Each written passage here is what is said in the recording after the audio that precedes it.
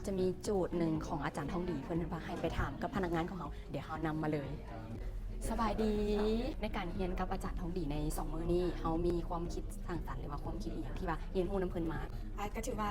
สำหรับหัวข้อไอเดียสร้างสรรค์เนาะโดยสำหรับหัวข้อเกี่ยวกับการคิดแนวความคิดไอเดียสร้างสรรค์แม่นข้าพเจ้ากับเรียนรู้ได้ถึงวิธีการนำใส่แนวความคิดในสิ่งที่มีอยู่แล้วโดยแล้วเอามาประดิษฐ์ให้มันต่อยอดและก็เกิดให้มันมีผลประโยชน์หลายขึ้นโดยตัวนี้เป็นสิ่งที่ข้าพเจ้าได้เรียนรู้โอเคขอบใจหลายๆเด้อสบายดีทางน้องอีกเนาะก็ได้อยากขอสัมภาษณ์ด้วยว่าการที่เรียนรู้กับอาจารย์ทองดีใน2 มื้อนี้ข้อคิดอีกอย่างในกับเพิ่นเลย ตัวนี้มันก็เฮ็ดให้ได้รู้ในการคิดเป็นระบบหลักขึ้นเนาะเพราะว่าตะกี้เวลาเราเห็นปัญหาเนาะเราจะตัดสินไปเลยว่าอันนี้เป็นอันนี้สิแต่เวลาเราจะได้ยินภาษาท้องถิ่นแล้วมันจะเฮ็ดให้เรารู้ในการคิดเป็นระบบหลายขึ้นใช้เหตุผลหลายขึ้นสบายดีทางน้องอยากขอสัมภาษณ์ทางไอ้ว่า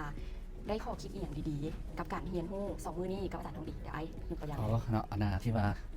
ผ่านมาได้สองมื้อนี้เนาะวันนี้ก็เป็นมื้อสุดท้ายแล้วที่ว่าทางเฮาได้เรียนนี่ก็หลายๆปัญหาเกี่ยวกับการแก้ไขเนาะ1มาแล้วมันแก้ไขแบบปัญหาแบบเป็นทีมงานเนาะแล้วว่าเฮามันปรึกษาหรือกันเกี่ยวกับปัญหาที่มันเกิดขึ้นเนาะเฮาก็มาสั่งรวมเบิ่งว่าปัญหาตัวนั้นมันเป็นปัญหาตัวใดเหตุผลนั้นเฮาจะเอาแบบข้อคิดตัวใดไปช่วยแก้ไขเนาะแล้วเฮาก็มีการตีกรอบของปัญหาให้มันจอมลงเนาะเพราะว่าโดยรวมก็เป็นคือการแก้ไขปัญหาต่างๆเนาะที่ว่าเกี่ยวข้องกับบริษัทต่างๆเฮานี้เนาะเกี่ยวกับบริษัทเฮานี้1มาเนี่ยเขาต้องสร้างแบบเขาต้องติดตามเนาะครับยกตัวอย่างเป็นพวกคดีเขาก็ต้องได้ติดตามนำผู้ที่เฮ็ดสำนวนมาต่างๆสำนวนคดีนั้นเนาะแล้วก็สร้างสายสัมพันธ์กับภาคส่วนที่เกี่ยวข้องเนาะนะแล้วก็เข้าถึงลูกค้านะเข้าถึงลูกค้านะเพื่อสอบถามลูกค้าเกี่ยวกับปัญหาที่ลูกค้ามีต่อบริษัทเนาะเพื่อเราจะเอามาปรับปรุงหรือแก้ไขให้มันดีขึ้นเนาะสุดยอดเลยเข้าใจได้หลายได้ความรู้ใดในการมาเรียนกับอาจารย์ทองดีใน2 มื้อนี้เกี่ยวกับบริษัทของเราร้านสร้างประกันภัยตัวนี้ได้เจ้าขอบใจเนาะขอบใจสำหรับคำถามก็ถือว่าภายใน2 มื้อที่เขาเรียนมาเนาะก็ถือว่าพวกเขาได้ความรู้หลายเนาะเกี่ยวกับเรื่องเขาห้องว่า innovative thinking เนาะเพื่อมาแก้ไขปัญหาขึ้นเป็นระบบแล้วมาแก้ไขปัญหาใน2 วันนี้วันทวิตพวกเขาก็ได้เรียนหลายอันเกี่ยวข้องกับเรื่องการมา